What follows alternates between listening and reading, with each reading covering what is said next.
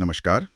आज हम इतिहास के कुछ ऐसे पन्नों को पलट रहे हैं जिन पर अक्सर उतना ध्यान नहीं जाता। हाँ, ये बात तो है। हम बात करेंगे जंगलों की, उन पर जो लोग निर्भर रहते हैं, उन समुदायों की, और कैसे आप देखें तो ये जो आधुनिक दुनिया बनी, खासकर औपनिवेशिक शासन के दौरान, उसने उनकी जिंदगियों को, उनके जंगलों को हमेशा के लिए बदल दिया। बिल्कुल। और ये समझना इसलिए भी जरूरी है क्योंकि जब हम आज की दुनिया को या आधुनिकीकरण की समस्याओं को समझने की कोशिश करते हैं, तो अक्सर हमारा ध्यान कहाँ जाता है? शहरों पर, उद्योगों पर। हाँ, बिल्कुल, शहरों पर, बड़े-बड़े कारखानों पर।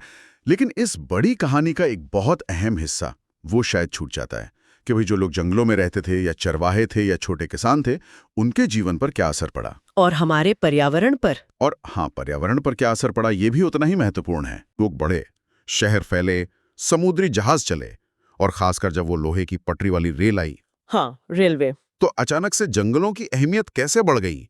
मतलब उन पर एक नई तरह की मांग कैसे पैदा हो गई। सही। और फिर कैसे जो औपनिवेशिक ताकतें थी, उन्होंने इन बेशकीमती जंगलों पर अपना शिकंजा कसा। और ये भी देखेंगे कि इस नए कंट्रोल का, इस नियंत्रण का स्थानीय लोगों पर क्या असर हुआ, उन्हें किन मुश्किलों का सामना करना पड़ा, और कैसे कभी कभी उन्होंने इसका विरोध भी किया, प्रतिरोध की आग भी भड़की। बिल्कुल, प्रतिरोध भी हुआ। तो ये सब हुआ कैसे? मतलब जंगलों को लेकर ये नजरिया कैसे बदला, ये मांग बढ़ी कैसे? शुरुआत में तो जैसा आपने कहा, सरकारें जंगलों को शायद उतना महत्व नहीं देती थी। हाँ हाँ, बिल्कुल। 19वीं सदी की शुरुआत में तो तस्वीर काफी अलग थी। अंग्रेज शासकों की नजर में जंगल अक्सर अनुत्पादक थे, अनप्रोडक्टिव।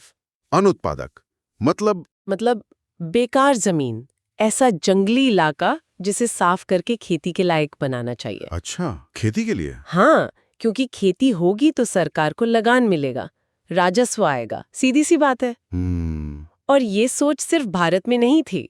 आप देखिए 1896 में एक अमेरिकी लेखक थे, रिचर्ड हार्डिंग। वो हॉन्डुरस के बारे में लिखते हुए वहां के लोगों को अर्ध बर्बर कहते हैं। अरे। हाँ, कि ये लोग अपनी इतनी खूबसूरत संसाधनों से भरी जमीन की कीमत ही नहीं समझते। अच्छा। और ऑस्ट्रेलिया में तो मामला और भी आगे था। वहां जो श्वेत बाशिंदे पहुंचे, उन्होंने तो आते ही कह दिया टेरा नलियस। टेरन नलियस? ये क्या है? मतलब खाली जमीन। जैसे कि उस पूरे महाद्वीप पर उनसे पहले कोई रहता ही ना हो। कमाल है। यानी पहले जंगल बेकार और फिर अचानक से बेशकीमती। ये बदलाव कैसे आया? कोई खास वजह? एक बहुत बड़ी वजह थी रेलवे। रेलवे? हाँ, इसकी कहानी भी दिलचस्प है। इंग्लैंड में जो ओक के जंगल थे, बलूत के, हाँ, सुना। वो जहाज बनाने और दूसरी जरूरतों के लिए कट्टे कट्टे लगभग खत्म हो रहे थे। और रॉयल नेवी को, शाही नौसेना को अपने जहाजों के लिए लगातार अच्छी लकड़ी चाहिए थी। तो लकड़ी कम पड़ गई?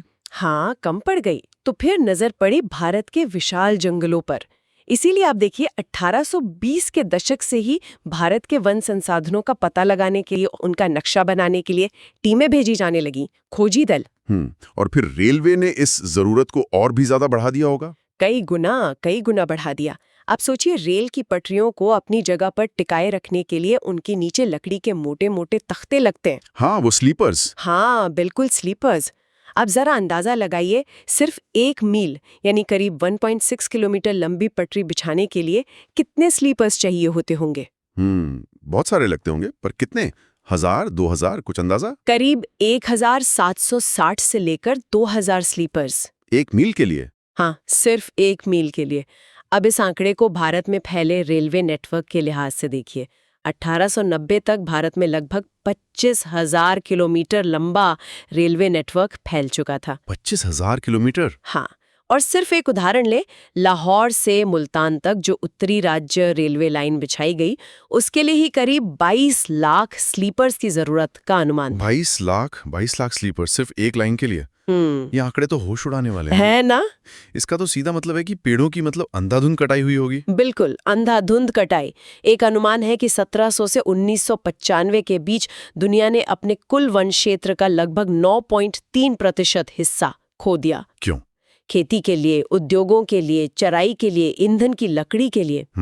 और भारत में ये जो वनों की कटाई थी, ये औपनिवेशिक काल में बहुत ज्यादा व्यवस्थित और कह सकते हैं व्यापक तरीके से हुई। व्यवस्थित तरीके से कटाई? हाँ, मतलब प्लान करके। और ये जानना भी दिलचस्प है कि 1600 ईस्वी में भारत की कुल जमीन का सिर्फ 6वां हिस्सा ही खेती के लायक था या खेती में इस्तेमाल होता था। बाकी बड़ा हिस्सा जंगल था या दूसरी तरह की जमीन। तो रेलवे के अलावा और क्या वजहें थी इस कटाई की? मतलब सिर्फ स्लीपर तो नहीं होंगे? नहीं, सिर्फ स्लीपर नहीं। यूरोप में चाय, कॉफी, रबर, इन चीजों की मांग तेजी से बढ़ रही थी। हाँ, ये तो पता है। तो इन व्यावसायिक फसलों के बड़े बड़े बागान लगाने थे, उसके लिए भी जमीन चाहिए थी। तो क्या किया? प्राकृतिक जंगलों के बड़े बड़े हिस्से साफ कर दिए गए। बागान बनाने के लिए? हाँ, बागान बनाने के लिए। तो एक तरफ रेलवे और जहाजों के लिए लकड़ी का दबाव, दूसरी तरफ बागानों के लिए जमीन का दबाव। जंगलों पर समझिए दोहरा दबाव था। तो जब अंग्रेजों को ये समझ आ गया कि जंगल, खासकर उनकी लकड़ी, उनके लिए कितनी जरूरी है, उनके साम्राज्य के लिए, तो उन्होंने क्या किया? मतलब इसे नियंत्रित करने की कोशिश की? हाँ, बिल्कुल। जब उन्हें इसकी आर्थिक और सामरिक अहमियत समझ आई, तो फिर उन्होंने इसे ऐसे ही नहीं छोड़ा। उन्होंने तय किया कि इस पर सख्त सरकारी नियंत्रण होना चाहिए। अच्छा।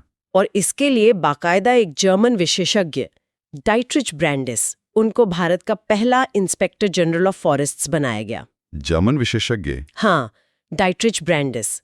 उन्होंने ही भारत में वैज्ञानिक वानिकी यानी साइंटिफिक फॉरेस्ट्री नाम की एक प्रणाली शुरू की। वैज्ञानिक वानिकी सुनने में तो बड़ा अच्छा, बड़ा पॉजिटिव सा लगता है। हाँ, नाम तो बहुत अच्छा है, वैज्ञानिक। लेकिन क्या ये वाकई वैज्ञानिक थी या इसका मतलब कुछ और था? क्या मतलब था इसका? असल में वैज्ञानिकता बहुत सीमित थी। इस सिस्टम में होता ये था कि जो प्राकृतिक जंगल होते ना, जहां तरह तरह के पेड़ पौधे साथ में उगते हैं, हाँ, विविधता वाले। हाँ, विविधता वाले, उनको काट दिया जाता था और उनकी जगह एक ही किस्म के पेड़, खासकर जिनकी लकड़ी महंगी बिकती हो, जैसे सागौन या साल, अच्छा। उनको सीधी कतारों में लगा दिया जाता था, जैसे फौज खड़ी हो। इसे ही बागान कहते हैं, प्लांटेशन। ओहो, यानी जंगल की जो अपनी विविधता थी वो खत्म। बिल्कुल खत्म। इसी सोच को लागू करने के लिए फिर 1864 में इंडियन फॉरेस्ट सर्विस बनी, आईएफएस। हाँ, आईएफएस। और फिर 1878 में एक सख्त इंडियन फॉरेस्ट एक्ट यानी भारतीय वन अधिनियम लागू किया गया। और इस कानून ने जंगलों को 3 कैटेगरी में बांट दिया: आरक्षित, संरक्षित और ग्रामीण वन, रिजर्व्ड, प्रोटेक्टेड और विलेज फॉरेस्ट्स। आरक्षित, संरक्षित, ग्रामीण, इसका मतलब क्या हुआ? आम लोगों के लिए जो सदियों से उन जंगलों में या आसपास रहते थे, उनके लिए क्या मतलब था इन शब्दों का? मतलब बहुत गहरा था और अक्सर बहुत तकलीफ थे। जो सबसे अच्छे, सबसे घने जंगल थे लकड़ी के लिहाज से, उन्हें आरक्षित यानी रिजर्व्ड घोषित कर दिया। अच्छा। अब इन आरक्षित जंगलों में आम गांव वालों का घुसना मना, पूरी तरह पाबंदी। क्या ले भी नहीं सकते थे कुछ? कुछ भी नहीं, न घर बनाने के लिए लकड़ी, न जलाने के लिए, न जानवरों के लिए चारा, न फल फूल कंदमूल, कुछ भी नहीं। अरे बाप रे। हाँ, कुछ जंगल संरक्षित या ग्रामीण कैटेगरी में रखे गए।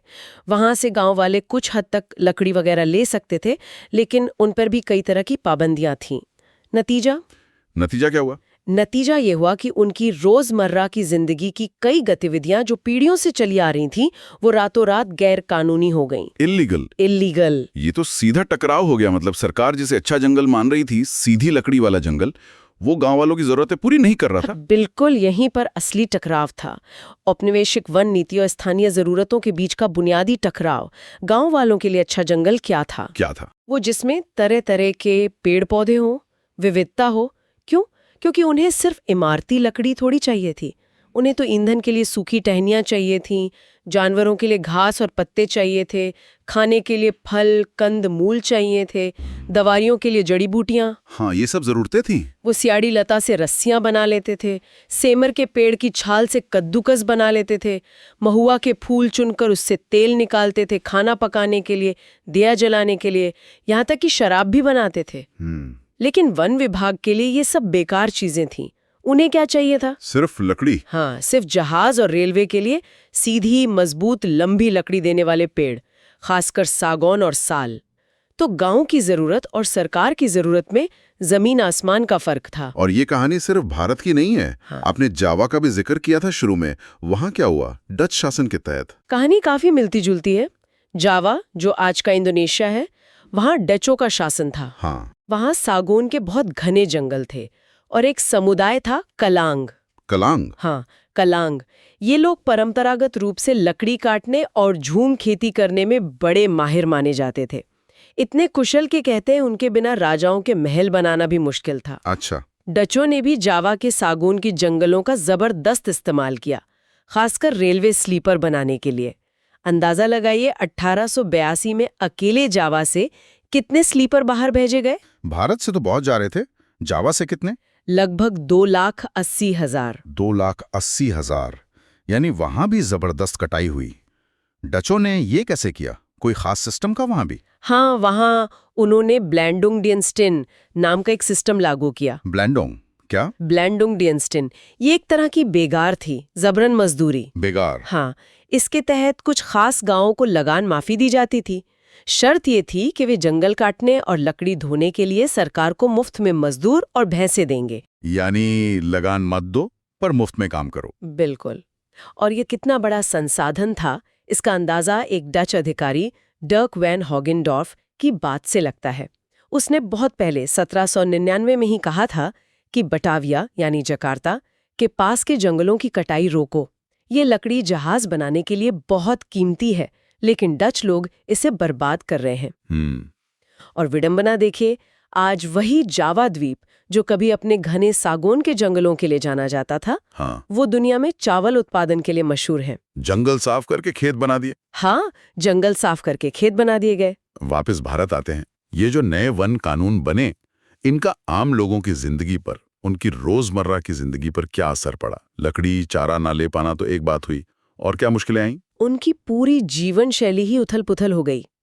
समझिए, जंगल से लकड़ी काटना, मवेशी चराना, फल फूल इकट्ठा करना, मछली पकड़ना, शिकार करना, ये सब जो उनकी जिंदगी का हिस्सा था, वो अब क्या हो गया? गैर कानूनी? हाँ, गैर कानूनी, इल्लीगल।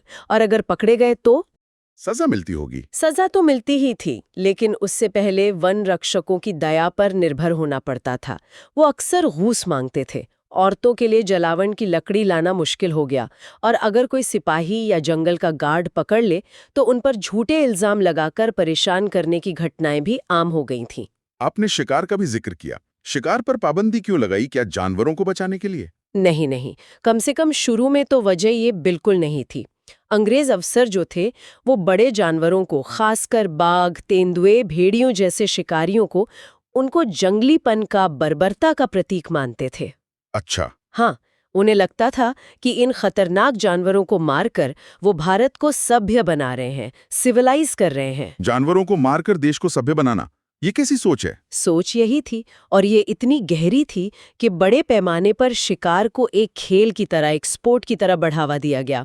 इनाम रखे गए। इनाम? हाँ, इनाम। और विडंबना देखे, इसी सभ्य बनाने की मुहिम में 1875 से 1925 के बीच सिर्फ इनाम के लिए कितने जानवर मारे गए होंगे? अंदाजा लगाना मुश्किल है। 80,000 से ज्यादा बाघ, 1.5 लाख तेंदुए और 2 लाख भेड़िए। क्या कह रही हैं? 80,000 बाघ? हाँ, ये आंकड़े हैं। बाद में जॉर्ज जूल जैसे कुछ लोग आए जिन्होंने कहा कि भाई बाघों को मारना खेल नहीं, जरूरी है, लेकिन तब तक बहुत नुकसान हो चुका था। ये तो सचमुच चौंकाने वाली बात है। अच्छा, खेती के तरीकों पर क्या असर हुआ? खासकर वो जो झूम खेती होती है। हाँ, झूम खेती, जिसे भारत में अलग अलग जगहों पर अलग अलग नाम से जानते हैं। कहीं बेवर, कहीं नेवर, कहीं झूम, पोडू, खंदाद, कुमरी, कई नाम हैं। हाँ, सुना है। इसमें जमीन बदलते रहते हैं। हाँ, ये खेती का एक पारंपरिक तरीका है। जंगल के किसी हिस्से को साफ किया, कुछ साल खेती की और फिर उसे 12-18 साल या उससे भी ज्यादा के लिए खाली छोड़ दिया, पड़ती, ताकि वह जंगल फिर से उग सके। तो इसमें क्या दिक्कत थी अंग्रेजों को? ये तो टिकाऊ तरीका लगता है। उन्हें ये बहुत नुकसानदेह लगता था। यूरोपीय वनपालों की नज़र में इस तरीके से जो जमीन इस्तेमाल होती थी, उस पर रेलवे के लिए कीमती लकड़ी वाले पेड़ जैसे सागौन या साल वो नहीं उग सकते थे। अच्छा, ये वजह थी। एक ये, दूसरा, उन्हें डर था कि जंगल साफ करने के लिए जो आग लगाई जाती है, कहीं वो फैलकर उनके लगाए हुए कीमती पेड़ों के बागानों को न जला दे। साथ ही उन्हें लगता था इससे जमीन खराब होती है और सरकार के लिए लगान वसूलना भी मुश्किल होता है। इसलिए सरकार ने झूम खेती पर सख्ती से रोक लगा दी। तो जो समुदाय इसी तरह खेती करते थे, उनका क्या हुआ? नतीजा बहुत बुरा हुआ। बहुत से समुदायों को मजबूरन अपना घर, अपना पारंपरिक पेशा छोड़ना पड़ा।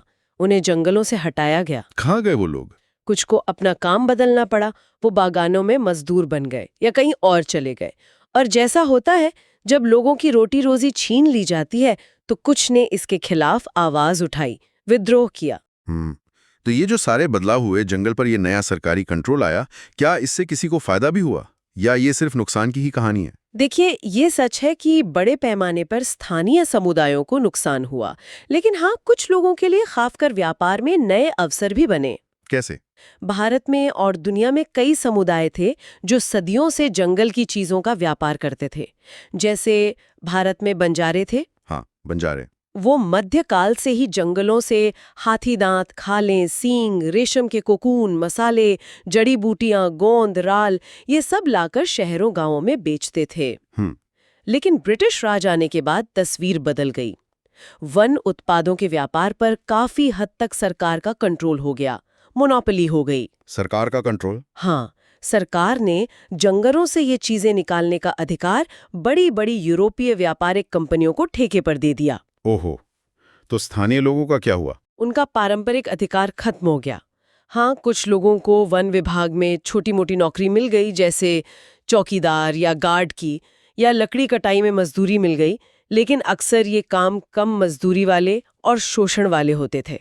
शोषण वाले जैसे असम के चाय बागानों में काम करने वाले मजदूर, झारखंड, छत्तीसगढ़, उड़ीसा, इन इलाकों से संथाल, उरांव जैसे आदिवासी समुदायों के लोगों को बड़ी संख्या में भर्ती किया गया। हाँ, चाय बागानों के लिए। लेकिन वहां उनकी हालत बहुत खराब थी, बंधुआ मजदूरों जैसी।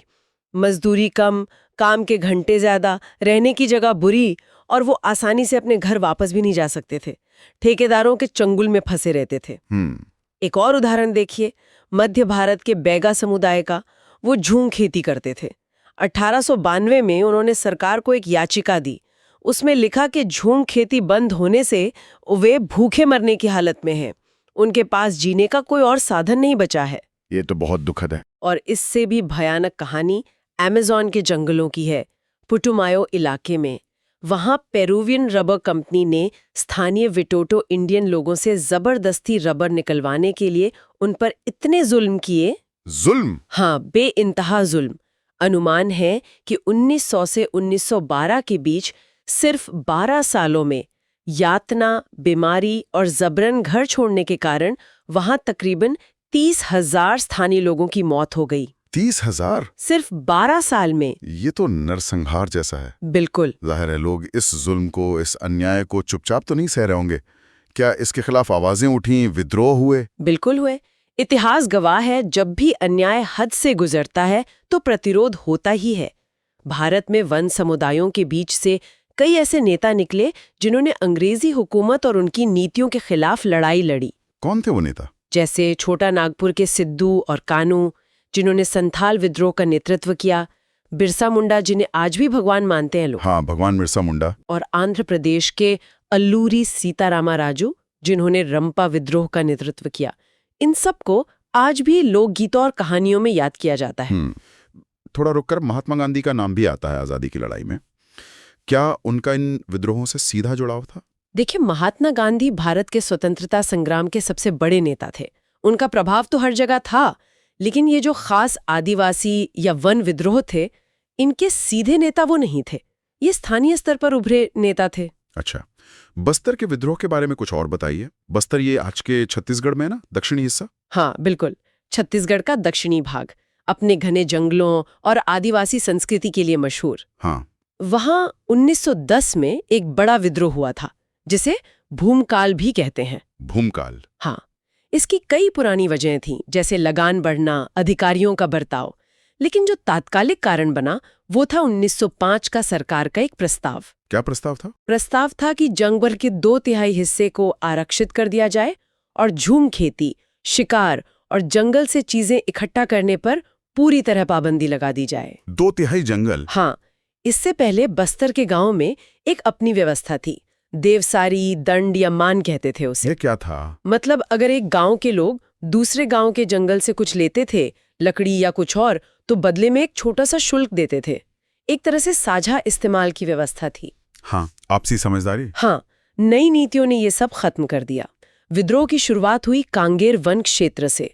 धुरवा समुदाय के लोगों ने की, क्योंकि वहीं पर यह आरक्षण सबसे पहले लागू हुआ था। लेकिन उस जमाने में मतलब 1910 में न फोन न इंटरनेट, तो विद्रोह का संदेश एक गांव से दूसरे गांव कैसे फैला इतने बड़े इलाके में? तरीका बहुत दिलचस्प था और प्रतीकात्मक। कैसा तरीका? गांव के बीच चोरी छिपे आम की टहनियां घुमाई जाती थी, मिट्टी के ढेले, लाल मिर्च और तीर। आम की टहनी, मिर्च, तीर। हाँ, ये सिर्फ चीजें नहीं थीं, ये बगावत का संदेश थे, अंग्रेजों के खिलाफ उठ खड़े होने का बुलावा थे।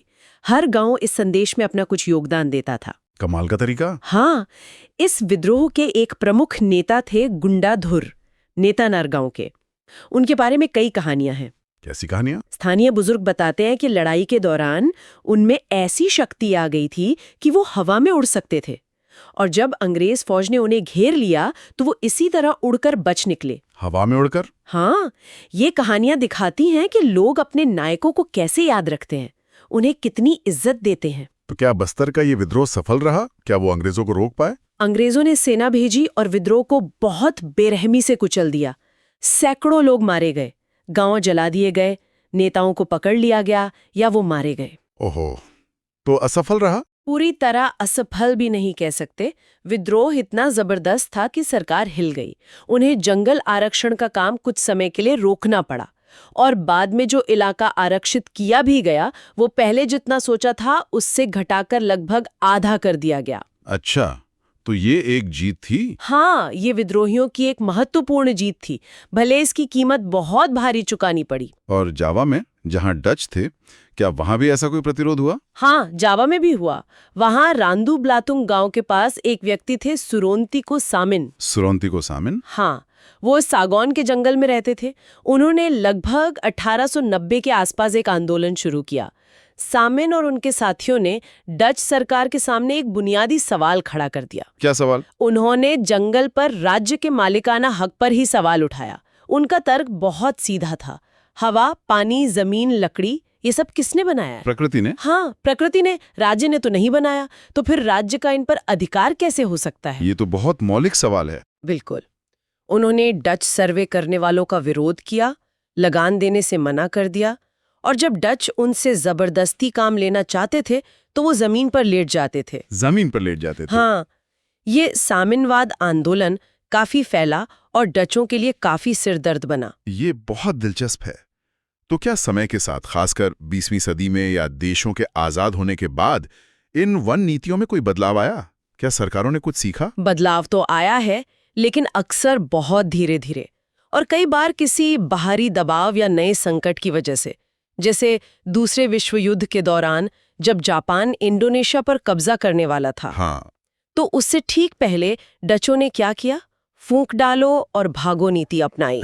स्कॉच्ड अर्थ। मतलब उन्होंने जावा में अपनी बड़ी बड़ी आरा मशीनें खुद ही तोड़ दी और सागौन के हजारों विशाल लट्ठे जला दिए। क्यों? ताकि वो जापानियों के हाथ न लगे। अच्छा। युद्ध के बाद इंडोनेशियाई वन सेवा के लिए इन जंगलों को दोबारा खड़ा करना एक बहुत बड़ा काम था। और बाद में? बाद के दशकों में, खासकर 1980 के दशक से, एशिया और अफ्रीका की कई सरकारों ने और अंतर्राष्ट्रीय संस्थाओं ने भी ये महसूस करना शुरू किया कि भाई सिर्फ सख्त कानून बनाने से या गार्ड बिठाने से जंगल नहीं बचेंगे। तो फिर कैसे बचेंगे? अगर वनों को बचाना है तो जो स्थानीय समुदाय हैं उन्हें दुश्मन समझने के बजाय उन्हें इस काम में भागीदार बनाना होगा। उनके पारंपरिक ज्ञान का, उनके अधिकारों का सम्मान करना होगा। ये सोच बदली? हाँ, ये सोच बदली। हालांकि टकराव अब भी खत्म नहीं हुआ है। जैसे 1970 के दशक में वर्ल्ड बैंक ने प्रस्ताव दिया था कि बस्तर के 4600 हेक्टेयर प्राकृतिक साल वन को काटो और उसकी जगह कागज उद्योग के लिए चीड़ के पेड़ लगाओ। साल काटकर चीड़? हाँ, इसका पर्यावरणविदों और स्थानीय लोगों ने जबरदस्त विरोध किया और आखिरकार ये प्रोजेक्ट रुक गया। अच्छा हुआ। और ये भी याद रखना चाहिए कि भारत में संरक्षण की सामुदायिक परंपराएं आज भी जिंदा हैं। कई गांवों में आपको सरना मिलेंगे, देवरकुडू, कान, राई जैसे पवित्र उपवन। Secret groves. पवित्र उपवन। हाँ, ये जंगल के वो हिस्से हैं जिन्हें गांव वालों ने अपने देवी देवताओं को समर्पित मानकर सदियों से बचाया है। यहाँ से पेड़ काटना या शिकार करना मना होता है। ये तो बहुत अच्छी बात है। हाँ, ये परंपराएं दिखाती हैं कि संरक्षण का रास्ता सिर्फ ऊपर से थोपे गए नियमों से नहीं निकलता, समुदाय की भागीदारी से भी निकलता है। तो आज की इस पूरी बातचीत का अगर हम सार निकालें तो ये कह सकते हैं कि औपनिवेशिक काल में जंगलों को मुख्य रूप से एक आर्थिक संसाधन के तौर पर देखा गया, खासकर रेलवे, जहाज, उद्योगों के लिए लकड़ी का स्रोत। हाँ, बिल्कुल। लकड़ी सबसे अहम हो गई। और इस जरूरत को पूरा करने के लिए वैज्ञानिक वानिकी जैसे सिस्टम लाए गए, जिन्होंने जंगलों के प्राकृतिक बनावट को, उनकी विविधता को खत्म किया, और जो स्थानीय समुदाय थे उनकी जरूरतें, उनका ज्ञान, उनके अधिकार, सबको नजरअंदाज कर दिया गया पूरी तरह से। और इसका नतीजा क्या हुआ? नतीजा हुआ बड़े पैमाने पर विस्थापन, शोषण, पारंपरिक जीवन का खत्म होना, और फिर इन नाइंसाफियों के खिलाफ प्रतिरोध, विद्रोह। बस्तर से लेकर जावा तक। हाँ, बस्तर से लेकर जावा तक हमने देखा कि कैसे आम लोगों ने, वनवासियों ने अपने हक के लिए आवाज उठाई। ये इतिहास हमें यही याद दिलाता है कि जंगल सिर्फ लकड़ी का गोदाम नहीं है। सही कहा। वो करोड़ों लोगों के जीवन का, उनकी रोजी रोटी का, उनकी संस्कृति और पहचान का अटूट हिस्सा है। और हाल के दशकों में जो ये बात समझी गई है कि वन संरक्षण में स्थानीय समुदायों को शामिल करना जरूरी है, ये निश्चित रूप से एक अच्छी बात है, एक सकारात्मक कदम है। लेकिन ये समझदारी कितनी जमीनी हकीकत बन पाई है, ये अब भी एक बड़ा सवाल है। सही कहा। और आज की इस चर्चा के बाद शायद हमारे सुनने वालों के लिए सोचने की एक बात यह हो सकती है कि अतीत की इन नीतियों का, इन संघर्षों का जो असर है, जो विरासत है, वो आज भी हमारे जंगलों और उन पर निर्भर समुदायों की जिंदगी को कैसे प्रभावित कर रही है। ये जरूरी सवाल है। और आगे बढ़ते हुए हम भविष्य में विकास की जो जरूरतें हैं, पर्यावरण की जो रक्षा करनी है, और सबसे जरूरी जो स्थानीय समुदाय हैं, उनके अधिकार और उनकी भागीदारी, इन सबके बीच एक सही, एक न्यायपूर्ण और टिकाऊ संतुलन कैसे बना सकते हैं।